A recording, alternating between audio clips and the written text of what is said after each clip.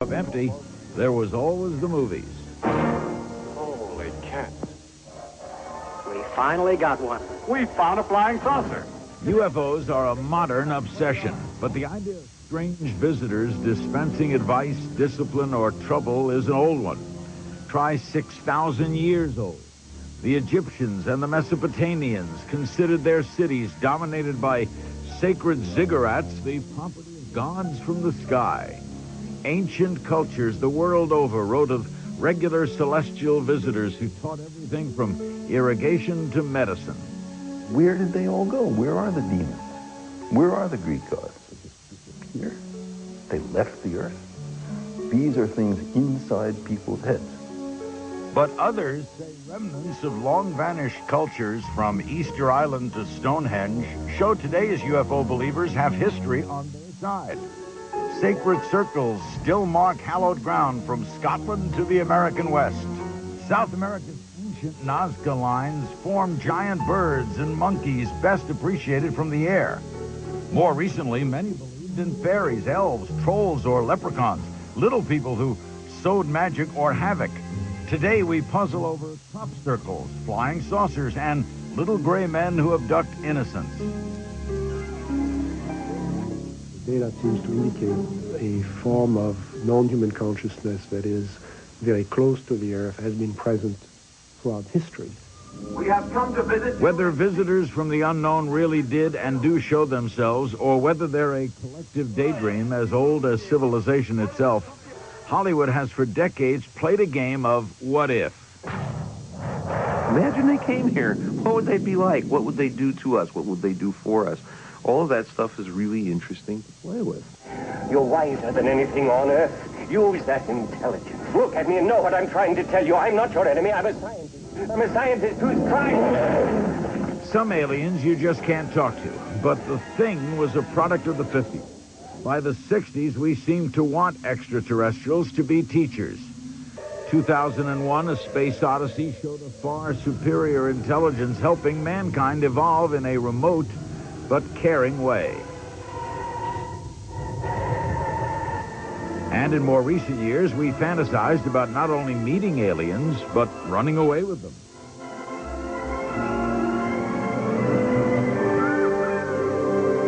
And when the mothership in Close Encounters finally showed itself at a secret government landing pad piloted by benign, mischievous aliens, it was ordinary Joe Richard Dreyfuss who was welcomed aboard.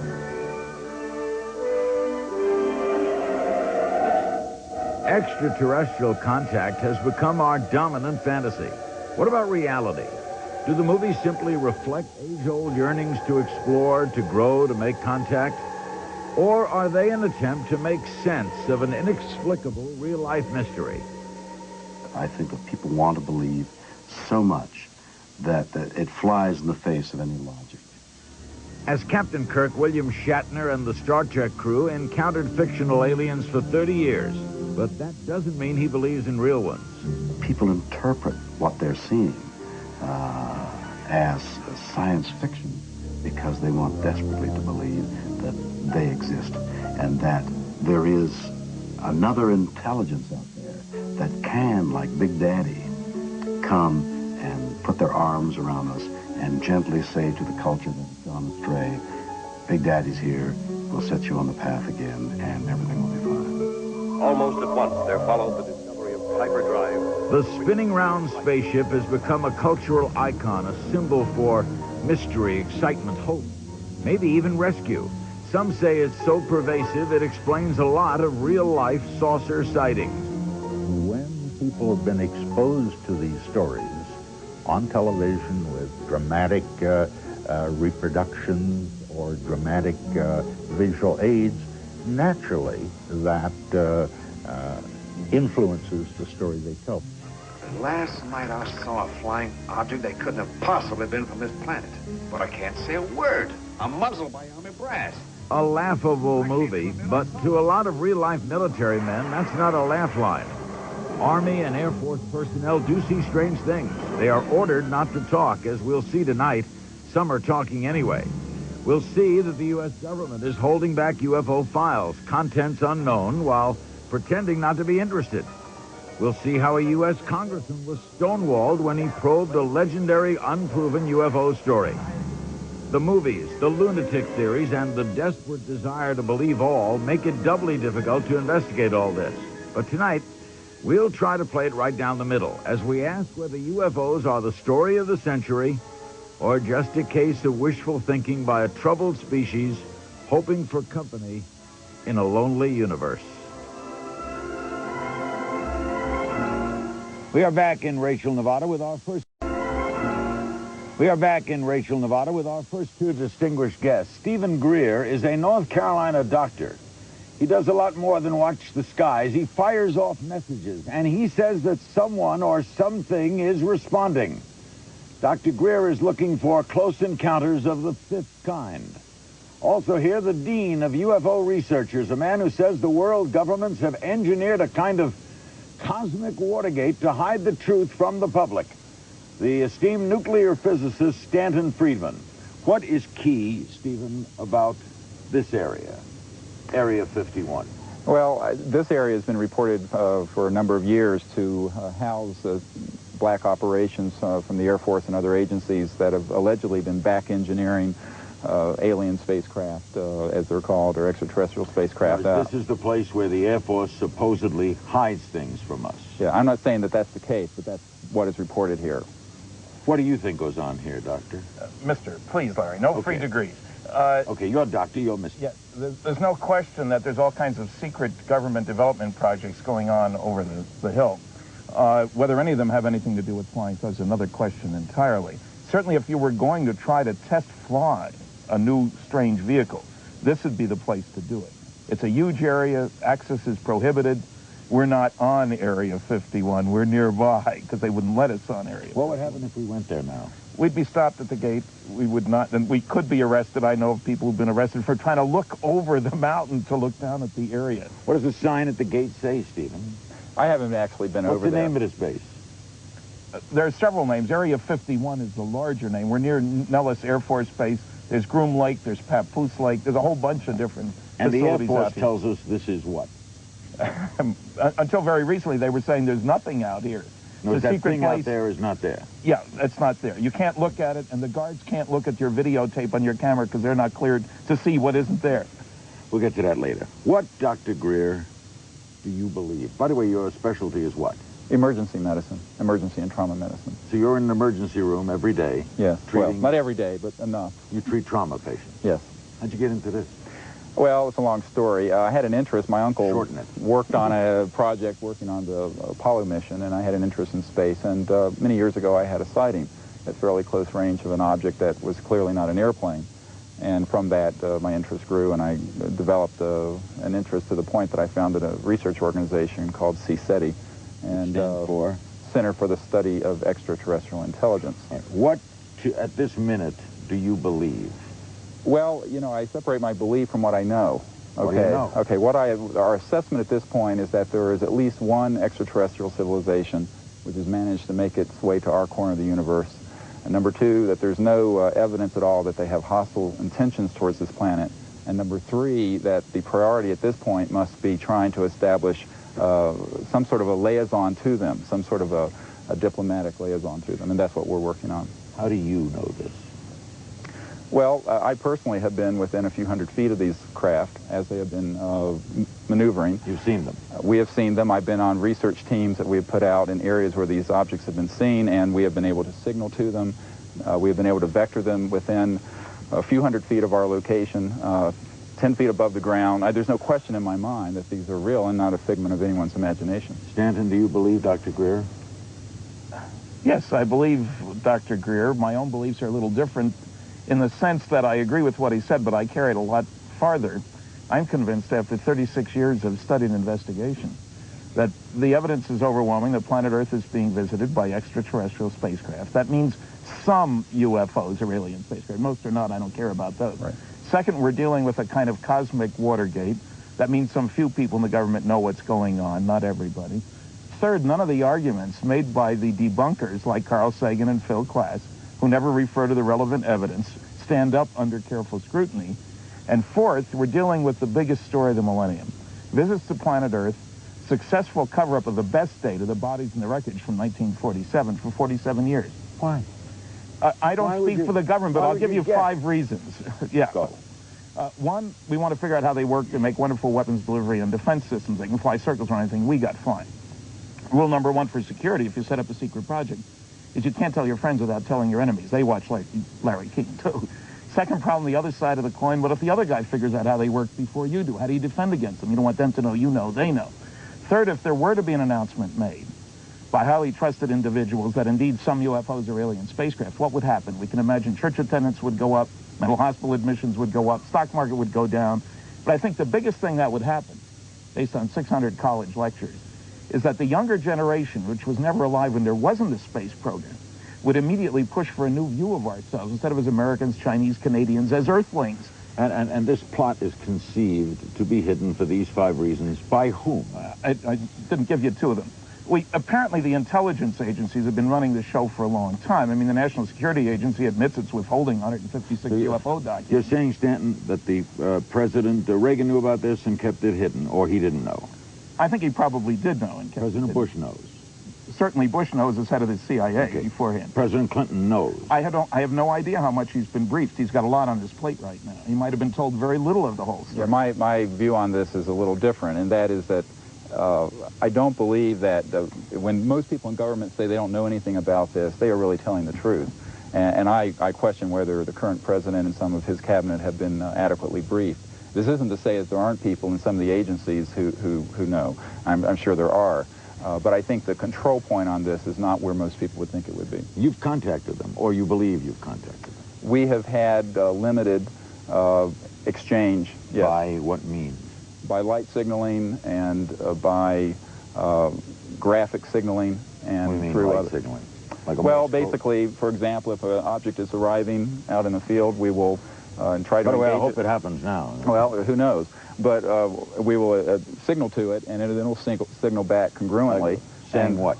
You'll beep what? It's not to say anything. It is simply to establish that they see us and we see them. 3 flashes back. That's Right. that idea, Larry. I see. You know, it's 4 flags. We're Right. here, you're here, we're there, you're there. Now, there have been reports of more advanced communication, but I think one thing we have to back up and say is that any craft capable of getting here from another star system is not going to have technology that would be used by AT&T and what have you. So we have to keep a very open mind about what modalities of communication might be out there. Any of those government reasons logical to you, Stanton? Well, I worked on classified programs for 14 years. I've been to 15 archives. I know how easy it is to cover things up. And I know that the major concerns often are technological and power-oriented. So the 5th reason is economic discombobulation, Larry. You make an announcement, people think that soon there's going to be new methods of ground transport, air transport, energy production. That causes chaos on the stock market. We're going to take a break and come back. There'll be more guests, and we'll be including your phone calls. Our numbers are 1-800-348-3900. 1-800-348-3900. This is our TNT UFO special, Larry King in the Desert. We'll be right back.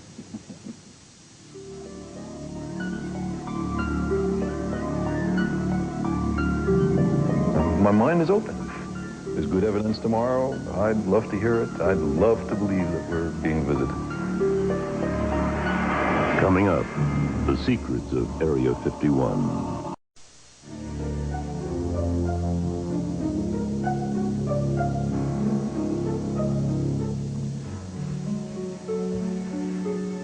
By way of correction, we gave you the wrong 800 number. It's 800-448-3900. 800-448-3900, not 348. And if someone is at 348, we apologize.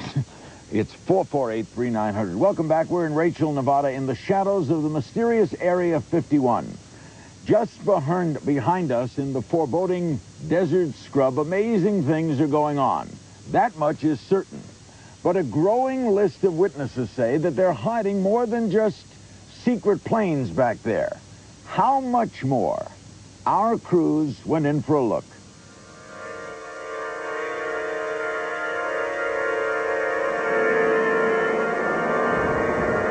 You referred to Groom Lake, Area 51. The military will not acknowledge that those terms exist. When you don't exist, you can do anything you damn well please. This is the most secret place in America. It was home to the stealth planes back when they were only rumors. Now the rumors are of exotic, officially non-existent projects like the Aurora. Nobody in government ever talks on the record. I can't tell you what anything they're doing out there. It's under the Secrecy Act. If the government really is hiding hard evidence of UFOs, all the rumors point to Area 51. This country's less lonely than it looks. Head down the unmarked access road and they know you're coming.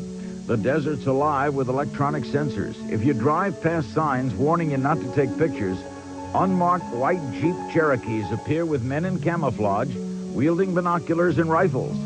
The next sign near the robot camera says, use of deadly force authorized. That's far enough. So what's going on around this bend? This object rose from the area of Papoose Lake, and it would exhibit totally unconventional flight characteristics. This man, who goes by the name Agent X, finds and photographs secret aircraft. He's defied federal law to shoot these pictures of Area 51. He can identify virtually every plane in the sky. But what he saw here one night terrified him. As it would travel in one direction, it would slightly deform to the trailing edge, and as the object would stop, it would kind of have a little lag and a little shift beyond it, and it would drop down. And it literally seemed like it was alive. Did Agent X see something genuinely unearthly? To see this thing has made me critically examine the way that I view the world and what I think. And it lends a lot more credibility to several of the stories that are floating around this area dealing with Papoose Lake. For example, a reclusive physicist named Bob Lazar has long claimed that he worked on an extraterrestrial craft at an installation near Area 51. Other sources talk of Project Red Light, an effort to test fly otherworldly craft whose force fields might make them look distorted or alive. I mean, if you're gonna see anything, this is where you're gonna see it.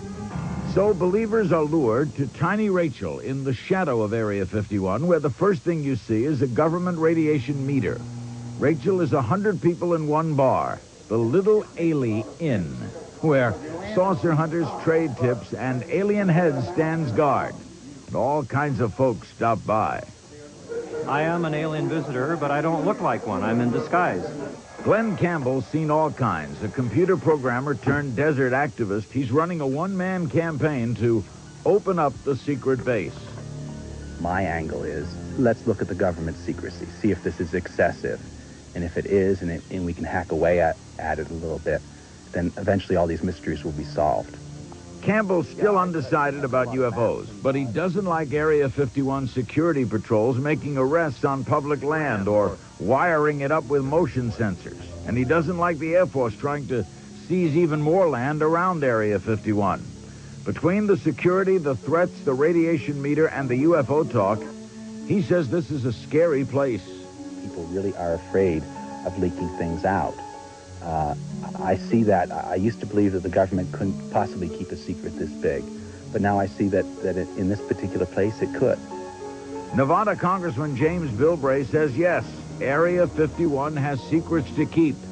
And yes, the secrecy's justified. It didn't become a serious problem just until a few years ago when all of a sudden this rumor started that there were spacemen out there and they had a captured spaceship and they had bodies of aliens. Bilbray says he's been over a lot of the base that doesn't exist and saw nothing you might call out of this world. But he wants the UFO buffs banned from eyeballing Area 51. I read science fiction all the time. It's been something I've done since I was a teenager. But the fact is that they've got to understand you've got to balance that with national security needs. They cannot have access to a lot of facilities. Back at the Little Ailey Inn, the believers are anything but discouraged. Even though you may be totally skeptic about it, you've got this thing pulling you, saying, just in case, you sure would like to be there at the time. There are two tourist destinations here in Rachel, Nevada. One is the Little Ailey Inn right across the road.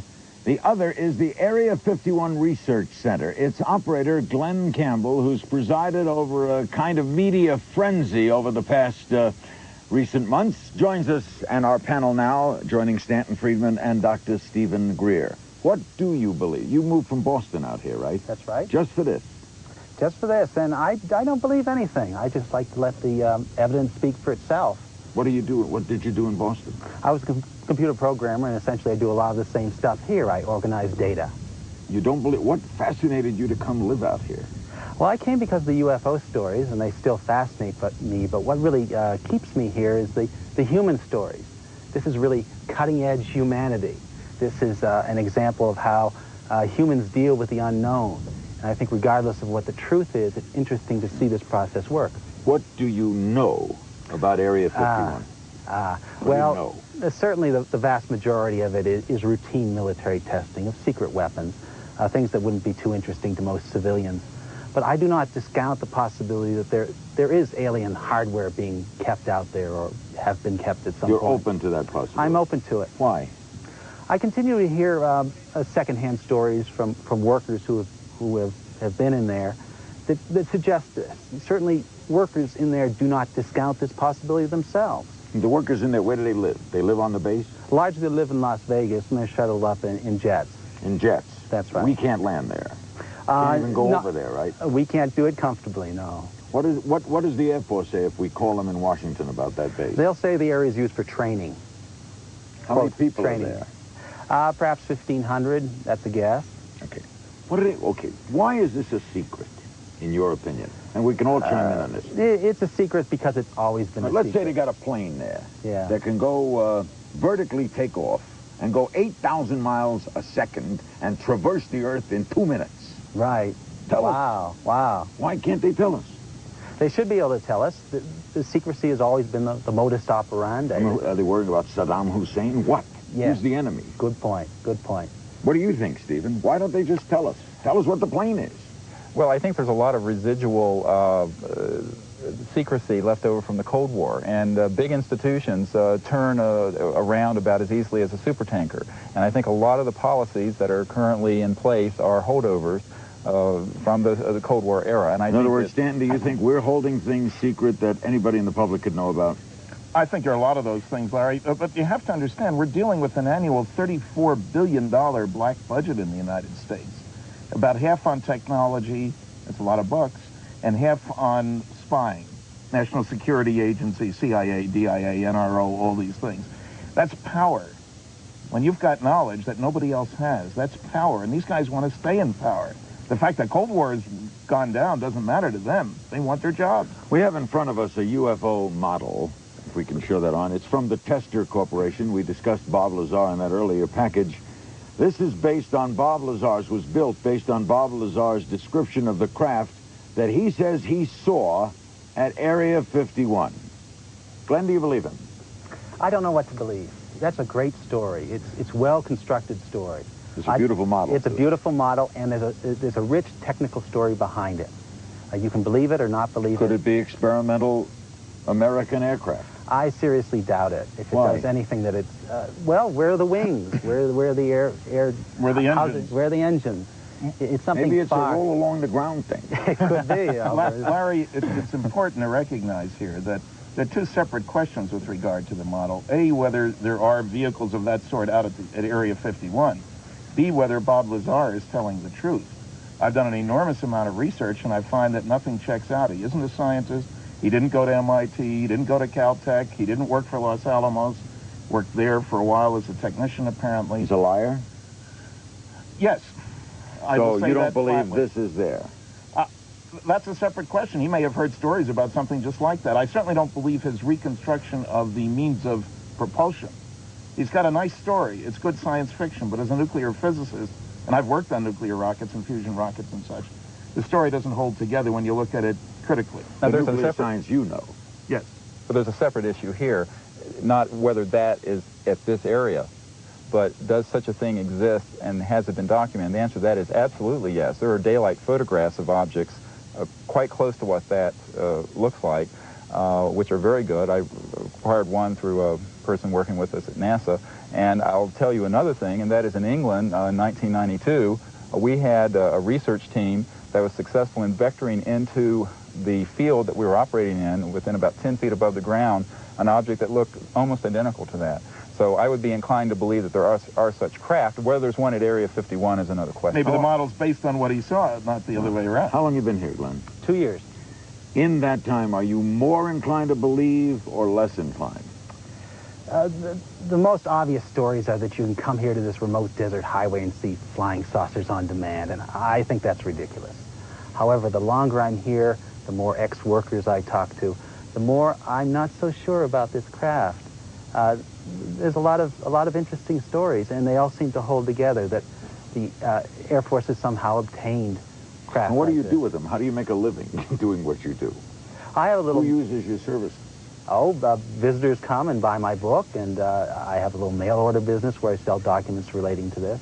Largely, I live off my savings, though, from my previous life. A little boring out here?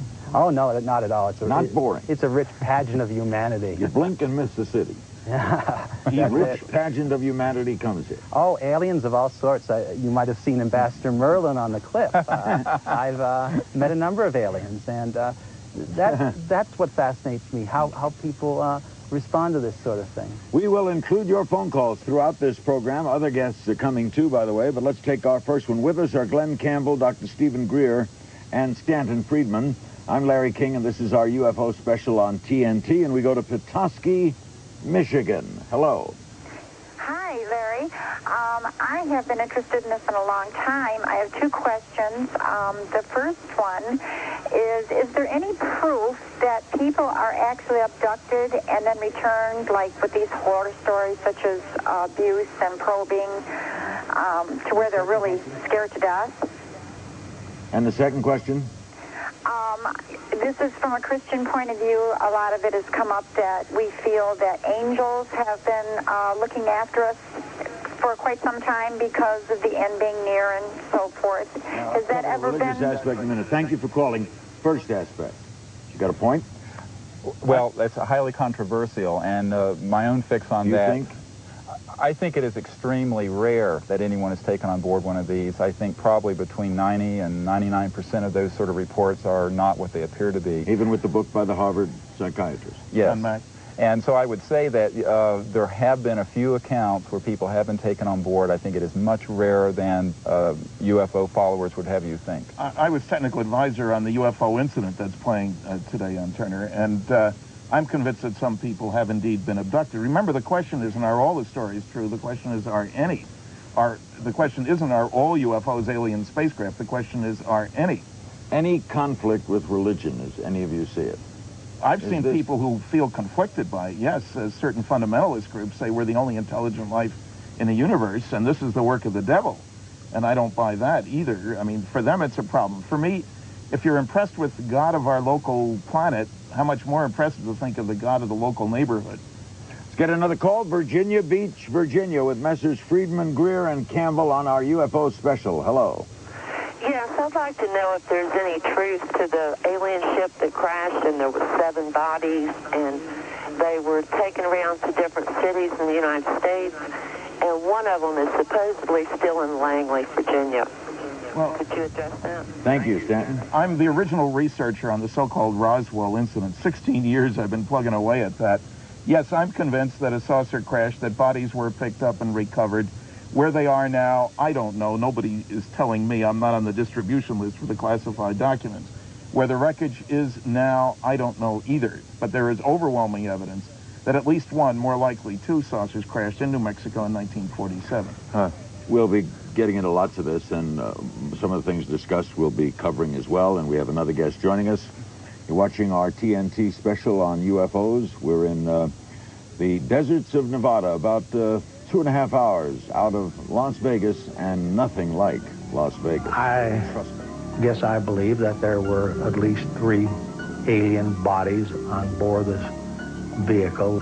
Where it ended up, your guess is as good as mine. Is there real evidence of UFOs? Stay tuned.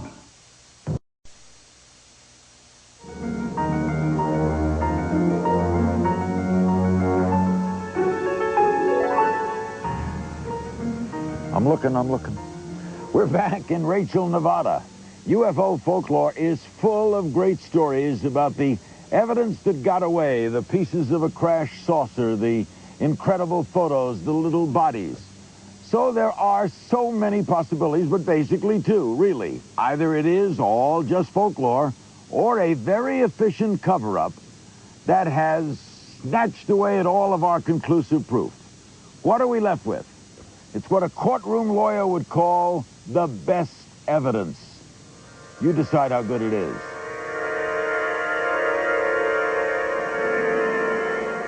Say, have you all had any reports of unknown flying objects over there? No, we haven't. Oh, okay. I was wondering. We supposedly are having quite an invasion over here. Edwards Air Force Base, 1965. What were these military men seeing and chasing? July 1959, Corpus Christi, Texas. What's that bright light in the sky? January 1967, Camarillo, California, on the set of a TV Western. What's that passing behind actor Tony Franciosa? Most UFO evidence in the public domain is fascinating, but inconclusive. Unidentified does not equate to alien spaceship, although many people throughout the world today make that connection. This is amateur tape of an Atlas rocket launch at Vandenberg Air Force Base in California, taped in November 1991, but never shown publicly until now. Shortly after liftoff, a mysterious light seems to approach the rocket and change course at high speed. Now, we are not aware, either here at this magazine or any of the other researchers that I'm acquainted with, in any technology that the United States government at this time has that could duplicate what this object appears to have completed with this missile test. Still photos are also tantalizing. Some definitely stump the experts, especially this one, where the UFO seems to be kicking up dust. But the photographic evidence doesn't settle debate. It stirs more up. It would be so much more interesting if we were being visited than if we're not. But extraordinary claims require extraordinary evidence. We had a flying saucer in our possession. Roswell. Is it just a dusty legend embellished over half a century, or could it be extraordinary evidence? On July 4th, 1947, something did crash on this lonely New Mexico ranch, not far from the Roswell Army Airfield, where A-bombs were stored. The rancher took some of the wreckage to the military. Lieutenant Robert Shirkey saw it and says it was covered with strange symbols. Nothing I'd ever seen, and I would just have to say, like hieroglyphics I've seen in the notebooks or textbooks, of Egypt, but that still wouldn't be the right answer.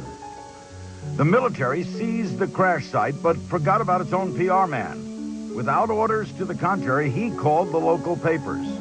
The public affairs officer was Walter Hout. I think KGFL at that time put it on the wire, and they were cut off about halfway through. The next day's paper said that was no saucer. That was a weather balloon. And the manager at KGFL Radio, Judd Roberts, got a warning from a friend in Washington. Just to say, look, if you publish anything that you have information for anything which would indicate that this was something far exceeding the importance of a weather balloon, why, you're in big trouble. Where was the evidence? Reporters were shown wreckage, but maybe not the real McCoy. That was actually part of a Rawlins weather balloon. We had a quick switch in there, or so I'm told. In September 1994, the Air Force acknowledged there was a cover-up at Roswell, but denied the secret at stake was a UFO.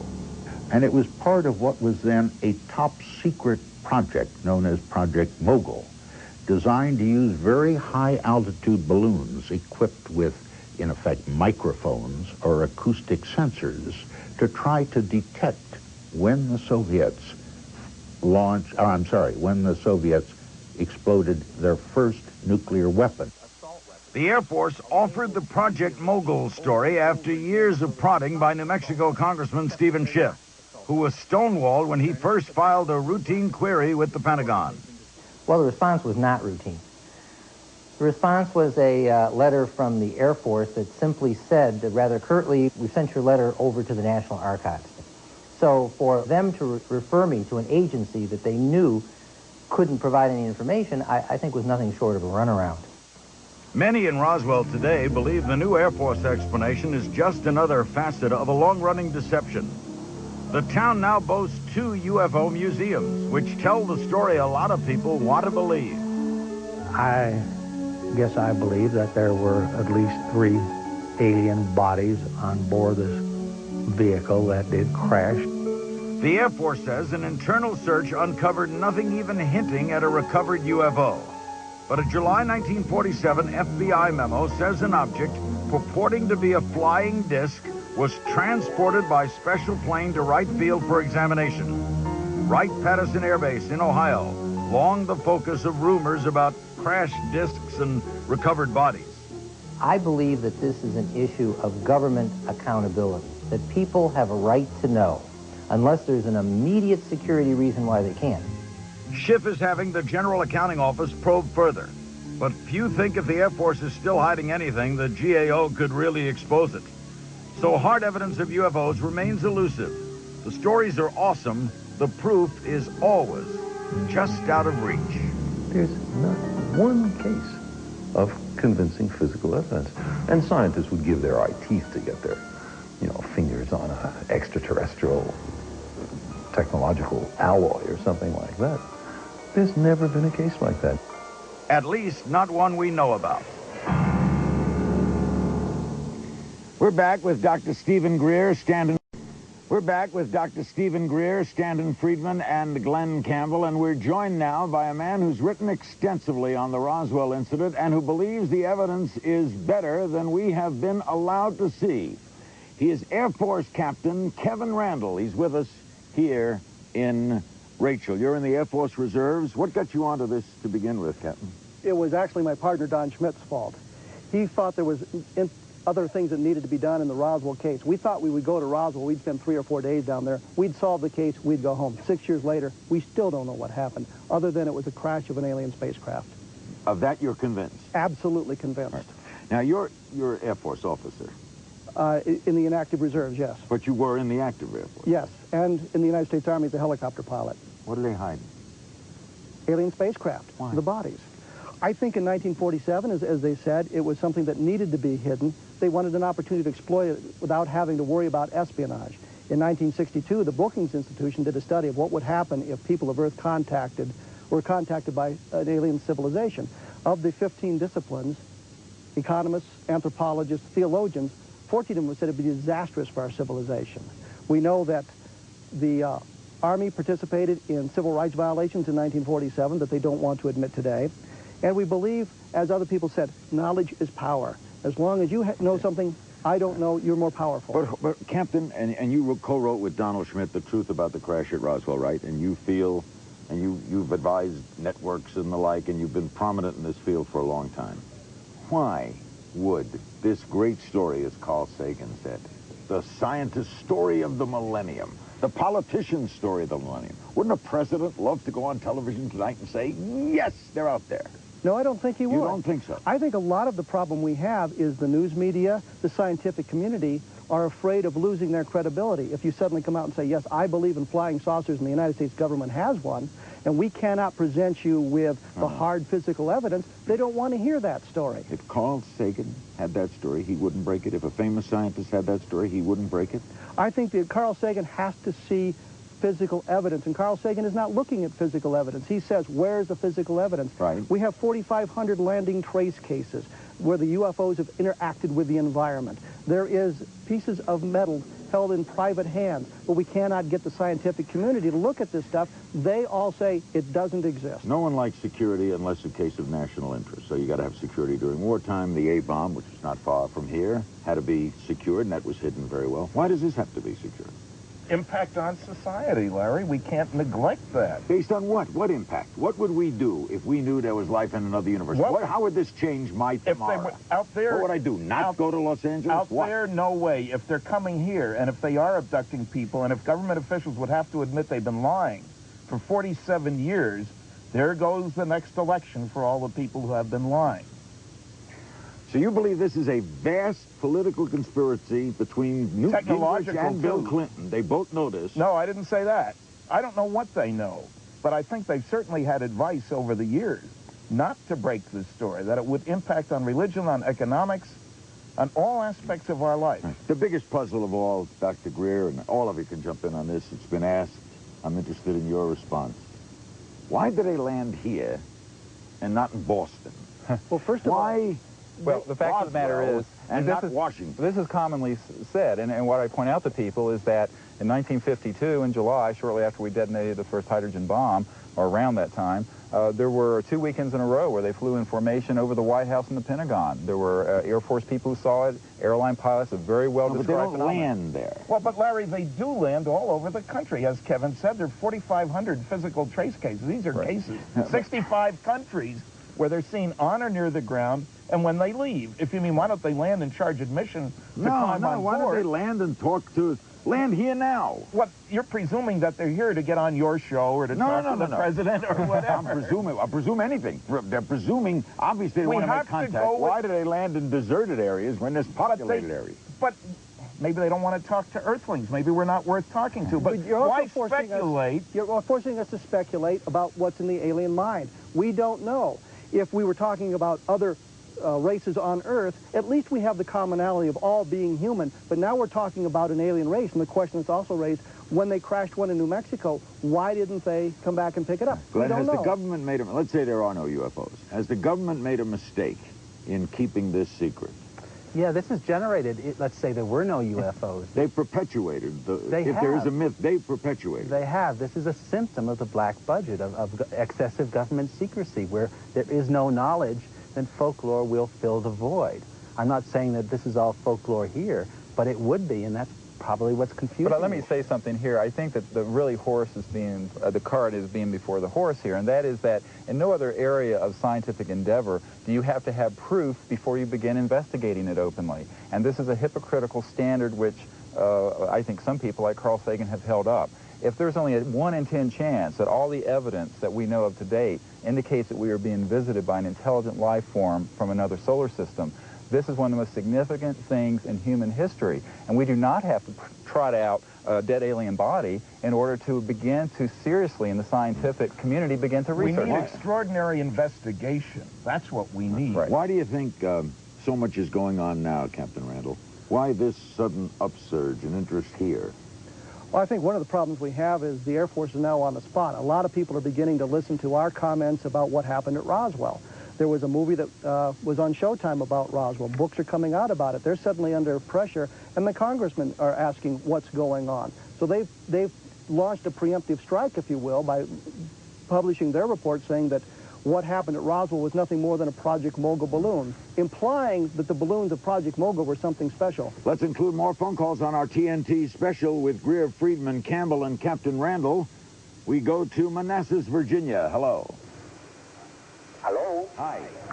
Yes, good evening. My question to the panel is the following.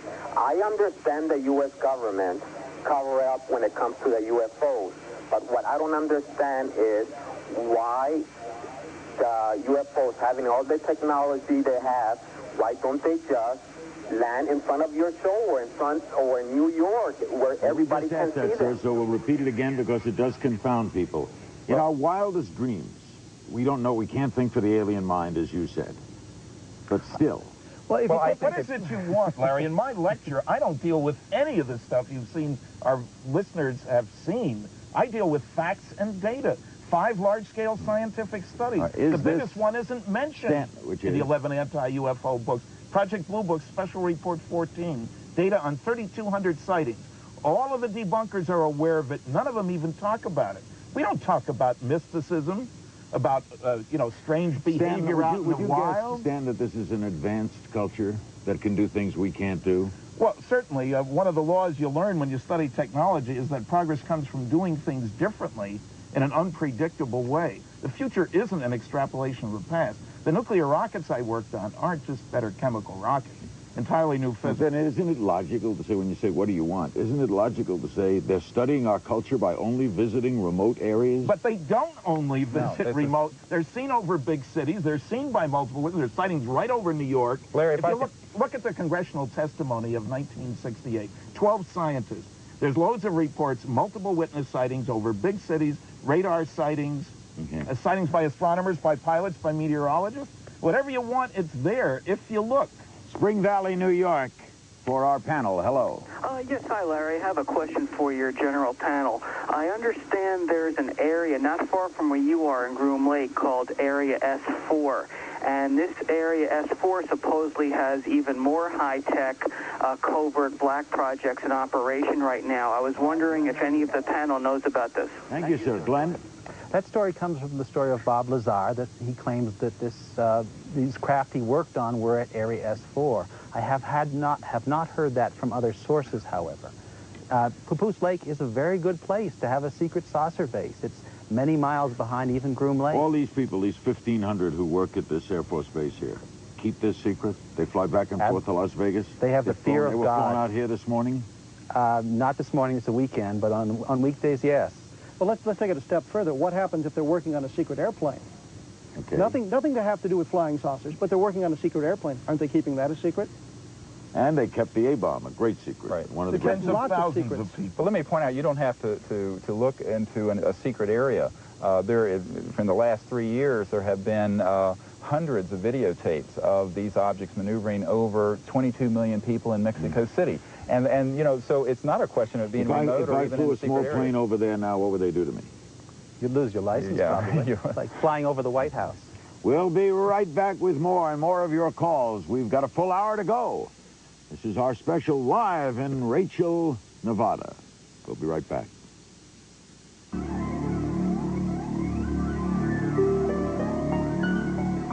There are what seems to be irrefutable evidence of mysteries that strong men with sane minds have said they saw. Sensational stories and chilling allegations after this.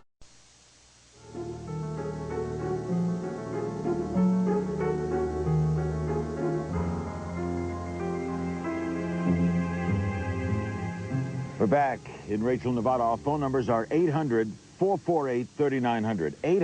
800-448-3900. How much stock do you put in the word of your fellow man? That's really the central question in the UFO debate. Whether to believe the witnesses who step forward and say they saw some hair-raising thing to tell. How good are they? You decide. But first, listen to one of our most distinguished national leaders. He's talked to plenty of witnesses, and he's made his decision.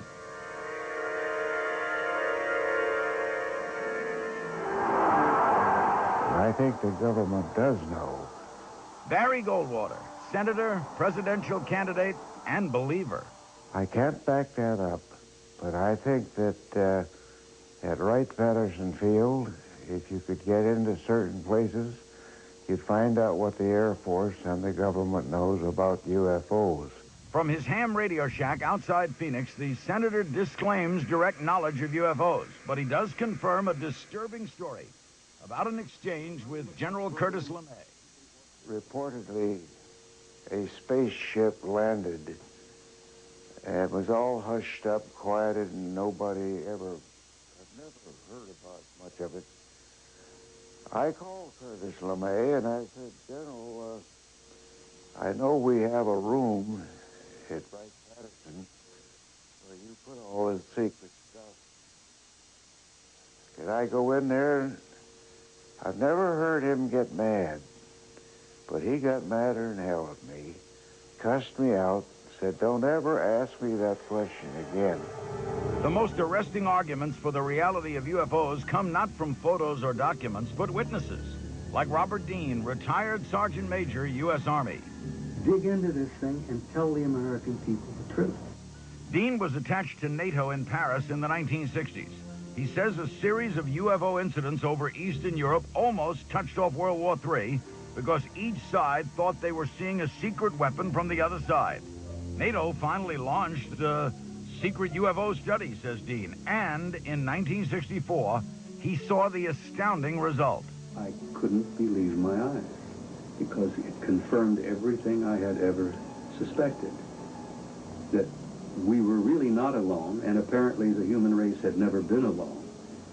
And the reality of this thing, the fact that we were dealing with several high-technology extraterrestrial civilizations, and the technology that they had demonstrated repeatedly to the Soviets and to the NATO forces was literally beyond belief. By appearing here, Dean, who now lives in Tucson, is violating his national security oath. NATO has denied the report he saw ever existed, but Dean even claims it contained autopsy reports. The 12 small bodies on this big disk that crashed near the Baltic in '63 were almost absolutely identical. Stories like Dean's can't be verified, but if any of this is true, why aren't the witnesses silenced? Dean believes at least some powerful people in government, people with some of the answers, don't mind him speaking out. He believes if Congress held open hearings, dozens more would step forward. They're asking for congressional immunity for violating their national security oath. And that is not asking a hell of a lot.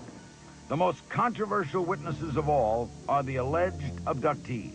If this is true, it's the biggest event in all human history. Bud Hopkins has hypnotized hundreds of subjects, and many alleged kidnap victims, men, women, and children, draw pictures of the aliens with disturbing similarities time after time. There's anger. How can they do this to me? There's perplexity and confusion. What is this all about? No one explains anything to me. And of course, there's an enormous amount of fear. Some of the abduction stories are so strange they're hard to discuss, but many witnesses seem to genuinely believe UFO occupants have stolen their eggs and sperm to manufacture a hybrid race. Such talk does plenty to discourage respectable scientists from tackling UFOs. Then again, a long parade of witnesses do report similar humiliating encounters. The reason for this seems to be that the aliens are experimenting with a genetic mix between their genetic makeup, apparently, and ours, for their own reasons, and we have no idea what that's for. The alleged weird hybrids between alien babies and human babies, which some women say they've been carrying. Fine, let's see the sonograms. Let's see the amniocentesis. What is the evidence? I always felt it would be a very embarrassing position to be, a difficult position to be a prosecutor in a murder case with 2 eyewitnesses and have Dr. Sagan on the jury, because you have to say, I don't care what they saw. We don't listen to what people see, which is an absurd position. In my opinion, those few psychotherapists who have picked up and embraced this idea of alien abductions will in time be sued for practicing witchcraft without a license. You might think people subconsciously pining for a close encounter would at least make up a happy story. But many UFO witnesses are far from happy. Some even get injured, like Betty Cash, her friend and grandson.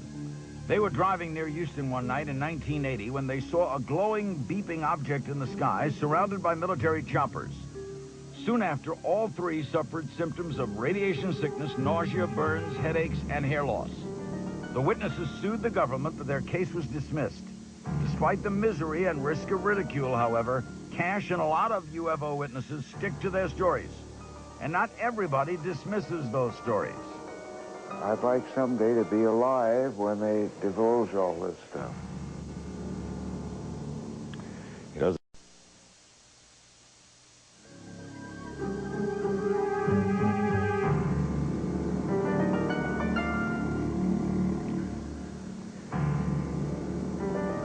By the way, when the sun goes down in the desert, so does the temperature, and hence the coat. It's getting a little cold. If you think a lot of the UFO lore seems too wild to be true, well, congratulate yourself. You're thinking critically. Not everybody does. The field is awash in weird, frightening stories supported by hardly a shed of proof. And in preparing this program, we found some of the wild stories may come from a surprising source.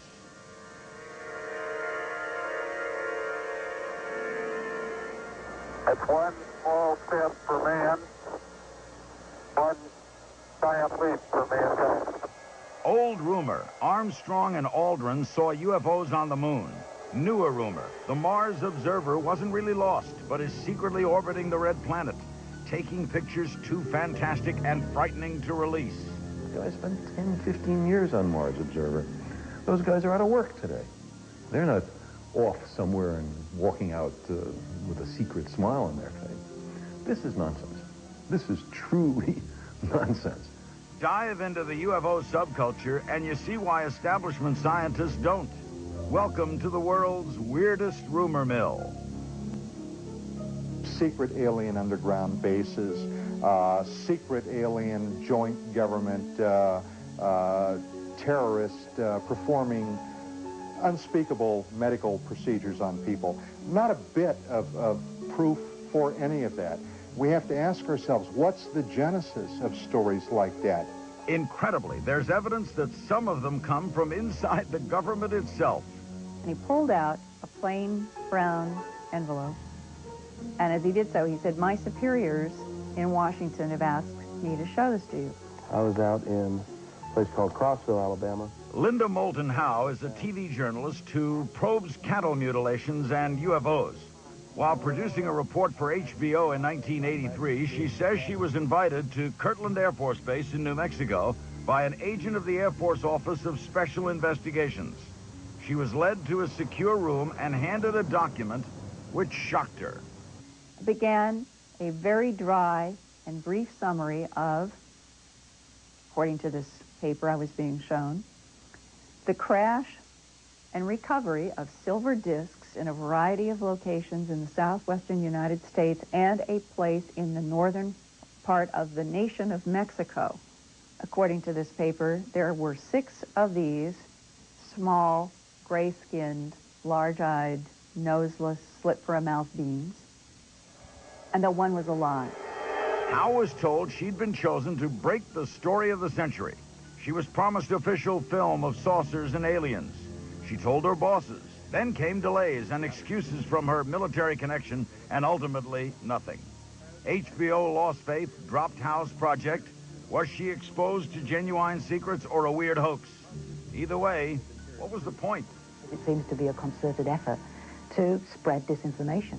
Researcher Jenny Randles had a similar strange experience while probing a 1980 incident at Bentwaters Air Force Base in England. Security patrols spotted a glowing object through the trees and came upon a metallic capsule-shaped thing hovering in a clearing. A U.S. Lieutenant Colonel led a chase and wrote up an official report. But that's not all. A few days after the incident occurred, a base security police officer who has never gone on public record since, despite the fact that many of the witnesses have done, came out with this amazing scenario of aliens in the forest, contact with the base commander, which almost every other witness I've talked to since has categorically denied had taken place. Why would military sources seek out UFO researchers to peddle wild, uncorroborated stories? Many charge it's part of a secret push to discredit them. Dr. Jacques Vallée believes hoaxes conceived in high places have misled investigators and witnesses alike. In fact, I know many of the cases that I have studied turned out to be not UFO cases at all, but manipulations or fabrications that were done not by the witnesses, but for the benefit of the witnesses by somebody else. What's the motive?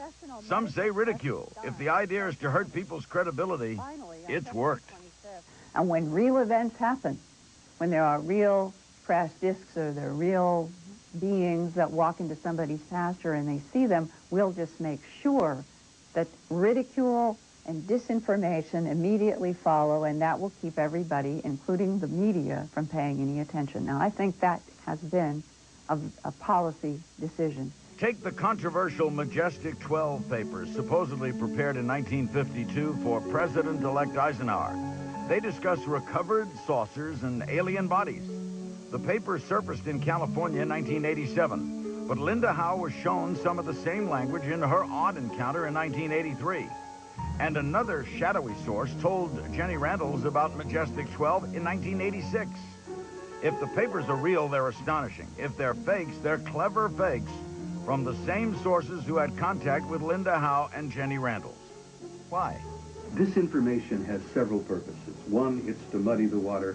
Two, it's to get a little bit of information out in such a way that they want to know how people respond to it. I think possibly the problem is that there are real documents out there which are the smoking gun that everybody is looking for. One answer, mix kernels of truth with dollops of nonsense and feed it to UFO believers with a built-in penchant for the bizarre. Presto, deception and confusion. Believers sound crazy, the truth stays hidden. Does that sound paranoid or plausible? We have some very clever people working in our government who have been manipulating the public mind for well over 50 years.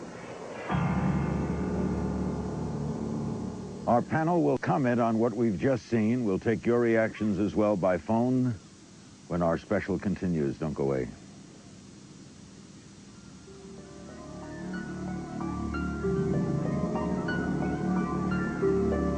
If this is true, it's the biggest event in all of human history. Coming up, more from the most secret place in America.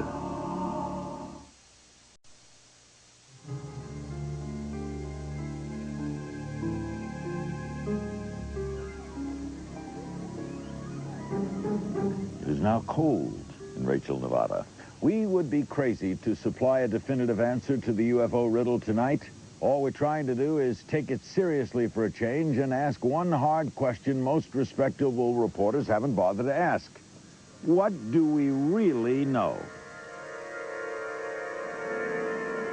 What if all of us in the world discovered that we were threatened by a power from outer space, from another planet? Ronald Reagan being fanciful or letting slip that he knew something we don't? Questions like that keep the believers in business. Stop the cover-up now! Stop the cover-up now! Stop the cover-up now! And the Pentagon may even have vaults that have bodies in them, as well as crash debris from Roswell and other crashes. We don't know until they start telling us what's going on. We just don't have any idea. It's not a figment of the imagination of a bunch of lunatics. This is actually a reality for people. And people at the Pentagon know about these things. They've waited for nearly half a century, hoping to get a piece of credible scientific evidence. They've been disappointed. And so now, in desperation, they charge, oh, the government has that evidence and is withholding it from us. Crash saucers? Who knows? But clearly the government is withholding something. The Air Force answers queries by claiming it quit investigating UFOs in 1969. So why does this once classified memo from 1979 reporting a UFO on the ground in Bolivia get copied to Wright-Patterson Air Force Base? The Air Force even claims it knows of no agency with UFO records other than the National Archives. So what about this mid-70s CIA paper on magnetism, which includes the phrase, "This, in turn, is related to the possible propulsion system of UFOs"? If there's nothing to hide, why did the National Security Agency go to court to stop the release of UFO files? This is all the public got to see. If there's no cover-up, why act that way? The cover-up that exists is a cover-up principally of ignorance rather than knowledge. They're desperate to find out what makes these things happen, why they can fly around our atmosphere at will, why they seem to have capabilities far beyond us. There is no incentive for any government to come out and say that there is something out there that they don't know. We pay taxes to be protected, among other things, from unknown things out there. Vietnam, Watergate, and Iran-Contra made government lies and conspiracies seem all the more plausible. What's more, so many self-styled UFO researchers jump to conclusions, seizing, for example, on President Reagan's offhand talk of threats from outer space as proof that sinister secrets are being kept. To distinguish fiction from fact is not always easy. There are a lot of us who are not interested in making that distinction. They just want a good story. And it is the doleful job of scientists to try to distinguish fact from fiction, hope from reality. So what do we really know? We know the field is so riddled with sensational rumors and wild stories, doing as Dr. Sagan says, picking out fact from fiction, is almost impossible. We know many witnesses are not crackpots or publicity hounds, but sober citizens who suffer for coming forward. And we know the government's much more interested in all this than it's willing to admit, whether it's hiding all the answers or just asking the same questions we are.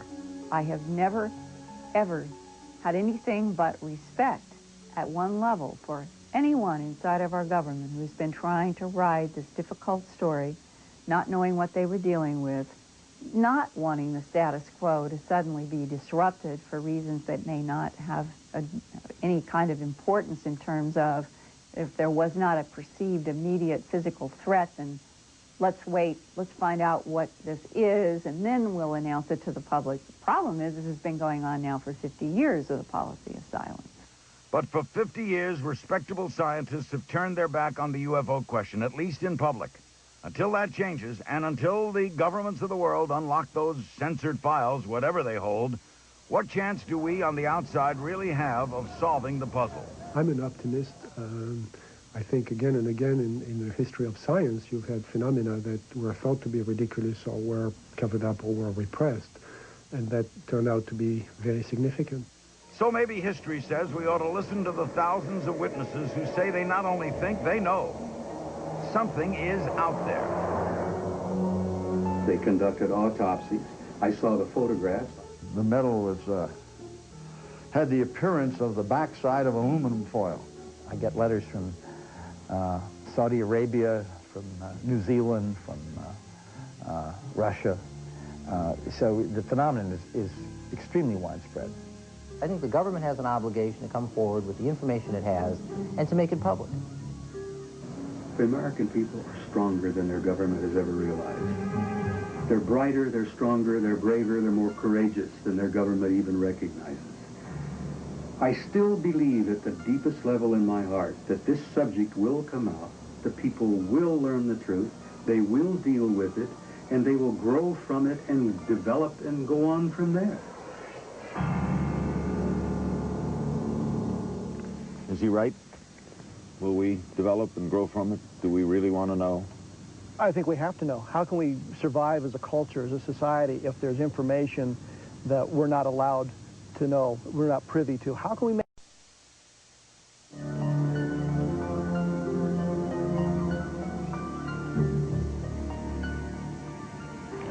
We're back with our UFO cover-up special. This camera is a mile away from where we are. See those lights? That's us. And behind us is this beautiful sunset on this October 1st evening in Rachel, Nevada. Our guests are Kevin Randle, Captain United States Air Force Reserves, and Dr. Stephen Greer, founder and international director of CSETI, Glenn Campbell, Area 51 activist, head of the Area 51 Research Center here in Rachel, and the noted nuclear physicist and UFO researcher Stanton Friedman. We'll start with you, Kevin. What did you think of what we just saw there about those tabloids and what they do to this whole story? I personally believe that if they didn't exist, the government would be creating that to keep the curtain of ridicule down. General Roger Ramey, commander of the 8th Air Force, in 1947, after the Roswell event, said that flying saucers have been seen in 38 states, except for Kansas, which is a dry state, implying that if you see a flying saucer, you're drunk. Air Force, the government, everybody still implies if you see them, you're drunk, you're crazy. But it does hurt you, stories like absolutely, absolutely. 12 senators are aliens. We're all lumped into that category. We're all crazy, and they imply that we all believe that sort of thing. Hurt you, do you think, Stephen? Yes, Can't I think help. it hurts the whole field, and I'll say this, that I'm a skeptic about a lot of things, and I think about 90 to 95% of everything that's written and said and broadcast on this subject is rubbish. And I'll go on record saying that. However, there's a core of it that is true, that is obfuscated by all these other disinformation stories. I think some of them are just human folly. I think some of them actually are deliberately planted into the culture to put people off the trail. Stanton? A perfect example, in this Air Force report on Roswell, the statement is made that the story got big play because the National Enquirer carried an article about Major Jesse Marcel in 1978, and then it says UFO researcher Stanton Friedman, me, then started interviewing witnesses and so forth. The article appeared 2 years later. It's total baloney, but it sounds great. AP picked up on that part of the story. Totally wrong. Glenn, what do you make of that kind of media approach? I seriously doubt, personally, that there's a lot of government disinformation involved. I think that ufologists do it all by themselves, just by being themselves. You don't think the government's influencing the globe? Oh, I don't think the government is that powerful. I think they could drop a few drops. I think you're absolutely right. And the thing is, if there weren't the organizations like the Globe to do this, the government would have to invent them. They don't have to do it. They just sit back and let us do it to ourselves. Right. Well, back to this perplexing thing. We'll get right back to the calls as to why the government doesn't want its citizenry to have information. It's still perplexing. Well, there are very good people in the government who do. And let me say this. Well, we've been working, CSETI, and we have a project known as Project Starlight, which has been working with senior people in our government and governments elsewhere. And there are a lot of people who really do want this to come out. The problem is that the government is not a monolith, and you have compartmentalized areas of information that a lot of people can't get to. You would be surprised the people in positions of authority who can't get to the information in their own government. Let's go back to, you want to say something? Yeah, there's an important part of this. If an announcement were to be made, really carefully, there would be an immediate push, I believe, on the part of the younger generation for a view of ourselves that would require that we owe our primary allegiance to the planet. We're Earthlings instead of Americans, Russians. You mean nationalism would end? Yeah, and no government on this planet wants its citizens to owe their primary allegiance to the planet rather than the individual government. Michael Rennie's speech, at the end of the day, the earth stood still. Let's go to some more calls. San Francisco, hello. Yes, Mr. King, my question is, my name is David, and I'm originally from Pine Bush, New York, which seems to have a substantial amount of UFO activity and sightings. And what I'm wondering is there any research going on in that particular area of the country right now? There's a whole book about those sightings by Ellen Crystal. There are a lot of people who go up there for more or less regularly to see UFOs, but the thing I have to point out is I check all my audiences, more than 750 states, 9 provinces, all over the place. And typically I find at the end of my lecture when I ask, at least 10% believe they've seen a UFO. But then I ask, how many of you reported what you saw? Only 1 in 20 of the 10%. Sightings are common, reports are uncommon, but investigations are rare. One night I used to do color on the Miami Dolphin broadcast. We're flying back, I think in 1971, 72, beautiful evening, forget where we had played. And there was a white light off to the right of the airplane where we were, like at our altitude. It wasn't an airplane. It wasn't a star. It glowed. It got a lesser glow and then a higher glow and then a lesser glow. We walked up to the pilot. The pilot said, I don't know what it is. He reported it. It was not on the radar. And in about an hour, it went away. What was that? An unidentified something in the sky. So I saw a UFO. But not necessarily a flying saucer. Right, not necessarily. Could have been anything, right? Could have been anything. Yeah, and this is an important distinction that we try to focus in on events that are close enough range that we can distinguish that it is not something conventional. Philadelphia, hello. Hi. Dr. Stephen Greer said something interesting early in the show, and that was that on several occasions he's signaled these saucers and seen them up close. I'd like to ask him if he's ever taken any video or still pictures of these sightings and signalings he's done with them. Good question. Yeah, we do have some videotape and still pictures. I'm not a videographer or photographer. What does it take? You put up a camera and you take pictures. Well, we have people on our team who do that, and I think... Have you shown them everywhere? I have shown them. I think we gave them to your producer. I don't know if you're going to show them in the broadcast or not. And what I would point out to people is that there are dozens of photographs and hundreds of videotapes now. This is not an unusual thing. If the media would spend 10% of the time they're spending on O.J. Simpson or Whitewater to look into this, they would find there's a tremendous amount of good evidence out there. What do you think Goldwater meant, or General LeMay meant when he told Goldwater, got mad at him, don't ask me about this? Yeah, I've spoken to Barry about this, and Senator Goldwater felt, and I think what was intended was that, yes, there is something there, there's smoke and there's probably fire, and do not ask about it because, from what I understand, Curtis LeMay himself did not have access to this area where this stuff was kept.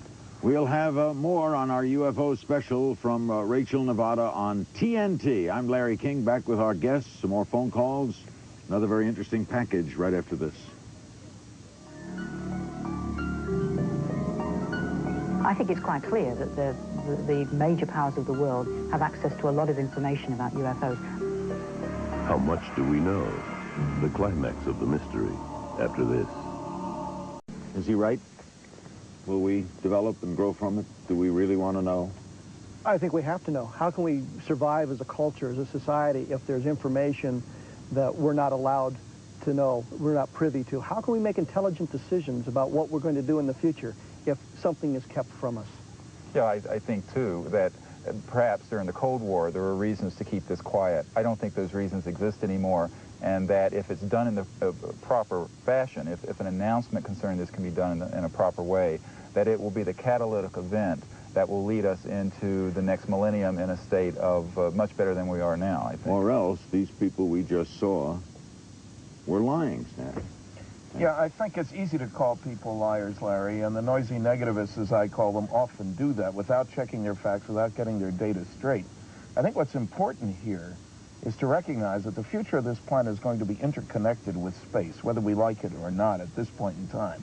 Just as North and South America were important for the Europeans of a few hundred years ago, space will be important for our grandchildren and their grandchildren. And the sooner we recognize that we're part of a galactic neighborhood, and maybe we can act in such a way to qualify for admission to the cosmic preschool, I don't think we even get into kindergarten yet, the better off we will be. And some people are fearful. Sorry about that. Glenn? I really question how important the aliens really are. Really? I think that fundamentally we retain our humanity. Our world is here. If they are out there on the moon or circling around or coming and taking our cattle, that doesn't really change our life here. We still have to be human. If the story hits, the government releases some information, we still have to go back to our jobs the next day. Everybody's got to do what they got to do tomorrow. That's right. But they have more knowledge, at least, of the world around them. They will. A couple more calls. Franklin, West Virginia. Hello. Hi, Mr. King. I have a question for your general panel. Can you speculate how long the government will be able to keep not only the mission of Area 51 a secret, but what they really know about UFOs a secret from the general public? How long, Kevin? As long as the curtain of ridicule exists, as long as people are afraid to come forward because they don't want to be ridiculed. I mentioned earlier President Clinton's opening up all the agencies, Agent Orange, diseases from 30 years ago. Department of Energy's done a spectacular job. Don't you think he'd want to I think this administration is inclined to come out with the truth on a lot of things that have not been disclosed in the past. The problem is how much they can get in terms of information. And I reiterate that the government is not a monolith. It's a hugely complex entity, and there are activities in the government which many people at the top are not aware of. And so I think that the people have to help the executive branch and Congress become aware of this in a way that's credible, and that's what we're trying to do. Does it confound you, Stanton, when in your heart as a physicist and in your mind and beliefs, you know this to be a fact, and the general consensus of the body politic laughs at you? They don't laugh at me, and there have been polls of engineers and scientists, Larry, that show that a majority of them believe they're real. So you don't think you're on the out? I've spoken at 100 professional groups, and they respond beautifully. Los Alamos National Laboratory, management clubs. It's Denver, Colorado. Hello. Yes, Mr. King. In our area, we have numerous cattle mutilations, animals that disappear. Local news never says a word. What kind of research, what kind of area are we getting into with these? Oh, about 80% of those, I think, are decoy events, probably meaning that they are probably done by some branch of the military or intelligence services. There's a core of 10 to 20% that are probably animal experiments for reasons which we don't know. And I disagree with that. I would say that 99% of the animal mutilations are probably natural phenomenon. Surmise something for me, Glenn. We only have a few minutes left. What's going out there tonight? Like if the phone rings, what's the number? What's the number? Yeah. Area 51? What's the phone number? I don't know. All right, what is the 702. 702, right. 702 something. What does the switchboard operator say? Who's there? What are they doing? Gosh, I wish I knew. But things are going to change now. We are at a crossroads, as they say. At this point in history, things are different now. We do not have this Soviet threat that all this secrecy was hidden behind. Right. You can hide anything behind our dire enemy. What do you think's going on out there now, Kevin? I think that there's just experimentation on the next generation of fighter or bomber aircraft. You think there's any alien evidence out there, too? I don't think so, but that's my personal opinion. I don't think it's involved out there, no. Dr. Greer. I honestly don't know what's going on at Area 51. I will say that I'm certain that there are current operations dealing with Deep Space Network and telemetry into space and what have you, where people are aware of the movements of these spacecraft in real time. And what I'd like to focus on is not things that happened 50 years ago, but the fact that here tonight somewhere there is activity which can be traced and can be documented, and what we need to do is to somehow to establish contact with whoever is behind this phenomenon. All right, when do you think, Stanton, your evidence, as you see it, will be accepted? I don't know that it's been rejected. It hasn't been presented in the right places, I guess. I'm an optimist. I think, again, because of Hazel O'Leary on your show, talking about Bill Clinton and the Department of Energy, 33 million pages of stuff. And since they weren't involved in the beginning of the cover-up, that they will have guts enough to open the door to the data. And I think that'll happen within the next few years, before the end of the century. Funny thing to say. Do you think another thing might happen? Glenn, do you think maybe they'll come to Washington, these aliens, and say hello? I have the feeling, personal, that they probably obey the prime directive, and that comes from Star Trek, that they should leave us alone and let us conduct our own lives. They seem to not want a lot of attention. Let me say, though, I do think that within the decade that it is likely that an undeniable event will transpire. The proliferation of video cameras and other technologies are such that some of the events that had happened and waves of UFO events that had happened in past decades, if they were to happen now in 1994, there is a higher and higher chance that this would result in undeniable evidence. Are you encouraged that this administration would help? Yes, I do. Therefore, you think President Clinton does not now know what you may know? I really shouldn't comment on that. What does that mean? That's a mysterious. Well, I just don't. What I think is that the current administration and cabinet level people are probably not informed to where they should be, and to the extent they have been informed, it has probably been disinformation and not information. Kevin, optimistic or pessimistic? Oh, looking at the history of our government in the last 50 years, I'm fairly pessimistic. I think it will take some kind of an outside event for us to really learn what's going on. Glenn? I'm neither optimistic or pessimistic. If the story hits, it will cause a big stir in the media for a while, but we'll go back to our regular lives. Just for a while? Come on. Well, picture hard copy will be there tomorrow morning up in Pluto. Picture the O.J. Simpson, brouhaha, and multiply that by 10, and maybe you might have the UFO thing. Sex in space. Oh, it would be incredible. I think it'll be bigger than that. And I think that what you'll see is a transformation in the way we look at ourselves as a people. We will evolve into a global society instead of national ones. Are you optimistic? Yes, I'm very optimistic, in fact. And you, Stanton? I'm optimistic. I'm concerned that the American people are nowhere near enough aware of how much stuff is being covered up as we speak. The huge black budgets, all the documents, that scares me. Thank you all very much for being a terrific panel and for participating in this show that started in daylight and ended in darkness. Our guests have been Kevin Randle, Captain, United States Air Force Reserves, Glenn Campbell on the far end, Area 51 activist, Dr. Stephen Greer, and Stanton Friedman, nuclear physicist and UFO researchers. This has been another one of our series of TNT specials. We do these about twice a year for our sister network. Our regular home is Larry King Live on CNN. We thank you very much for joining us. We hope that you learned a lot tonight and found it both entertaining and informative at the same time. We also want to thank everybody associated here in this wonderful little spot on our treasured earth called Rachel, Nevada, for their wonderful cooperation, and this great crew as well, our producers and the entire staff. Thanks for joining us. Have a great time, and bye.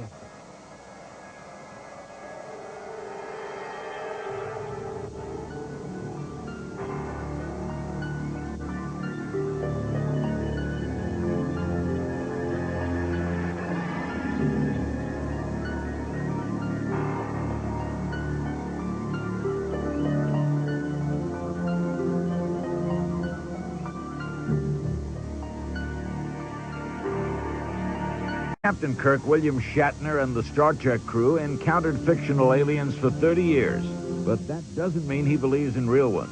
People interpret what they're seeing as science fiction.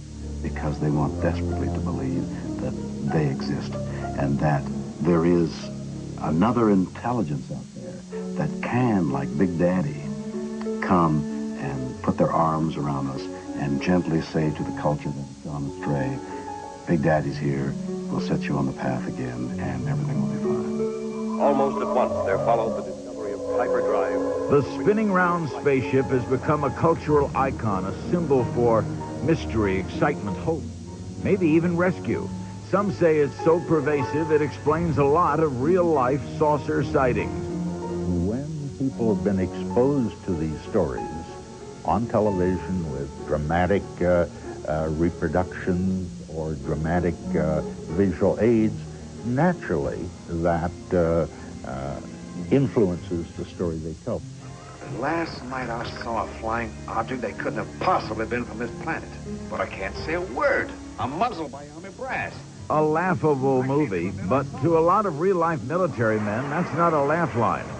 Army and Air Force personnel do see strange things. They are ordered not to talk, as we'll see tonight. Some are talking anyway. We'll see that the U.S. government is holding back UFO files, contents unknown, while pretending not to be interested. We'll see how a U.S. congressman was stonewalled when he probed a legendary, unproven UFO story. The movies, the lunatic theories, and the desperate desire to believe all make it doubly difficult to investigate all this. But tonight, we'll try to play it right down the middle as we ask whether UFOs are the story of the century or just a case of wishful thinking by a troubled species hoping for company in a lonely universe. We are back in Rachel, Nevada with our first... two distinguished guests. Stephen Greer is a North Carolina doctor.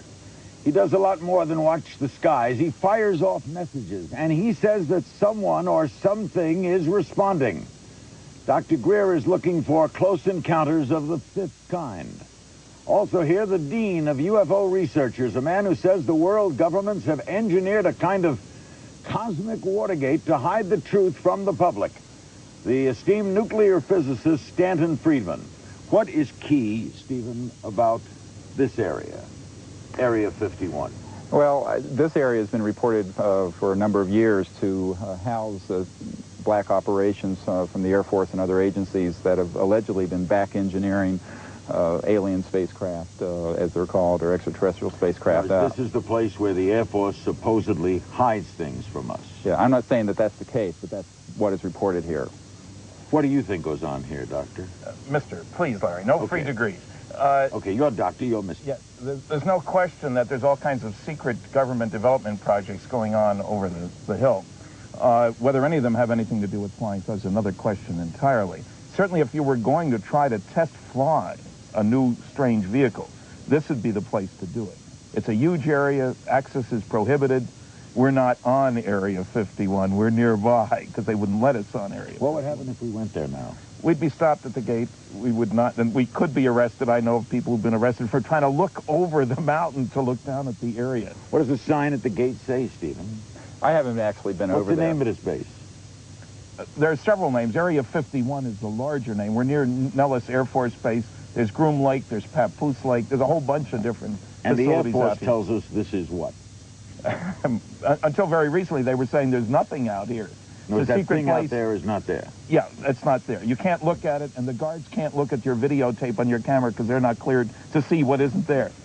We'll get to that later. What, Dr. Greer, do you believe? By the way, your specialty is what?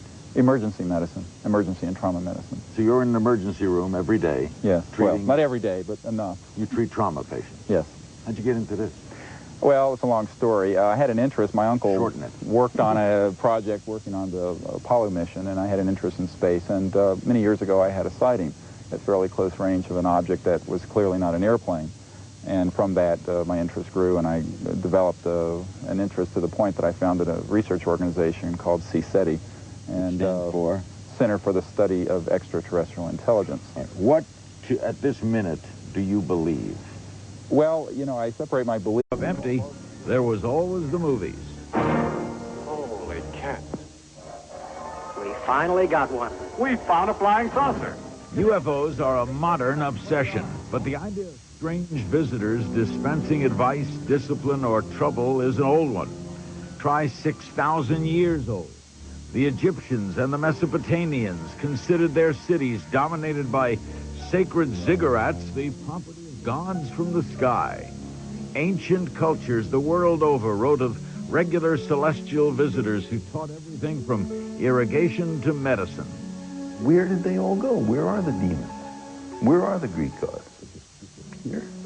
They left the earth? These are things inside people's heads. But others say remnants of long-vanished cultures from Easter Island to Stonehenge show today's UFO believers have history on their side. Sacred circles still mark hallowed ground from Scotland to the American West. South America's ancient Nazca lines form giant birds and monkeys best appreciated from the air. More recently, many believed in fairies, elves, trolls, or leprechauns, little people who sowed magic or havoc. Today we puzzle over crop circles, flying saucers, and little gray men who abduct innocents. The data seems to indicate a form of non-human consciousness that is very close to the Earth, has been present throughout history. We have come to visit. Whether visitors from the unknown really did and do show themselves, or whether they're a collective daydream as old as civilization itself, Hollywood has for decades played a game of what if. Imagine they came here. What would they be like? What would they do to us? What would they do for us? All of that stuff is really interesting to play with. You're wiser than anything on Earth. Use that intelligence. Look at me and know what I'm trying to tell you. I'm not your enemy. I'm a scientist. I'm a scientist who's trying. Some aliens you just can't talk to, but the thing was a product of the 50s. By the 60s, we seemed to want extraterrestrials to be teachers. 2001, A Space Odyssey showed a far superior intelligence helping mankind evolve in a remote but caring way. And in more recent years, we fantasized about not only meeting aliens, but running away with them.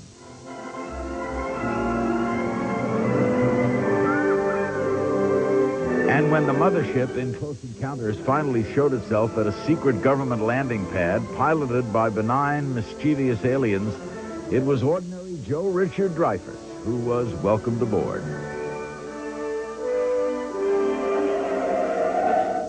Extraterrestrial contact has become our dominant fantasy. What about reality? Do the movies simply reflect age-old yearnings to explore, to grow, to make contact? Or are they an attempt to make sense of an inexplicable real-life mystery? I think that people want to believe so much that it flies in the face of any logic. As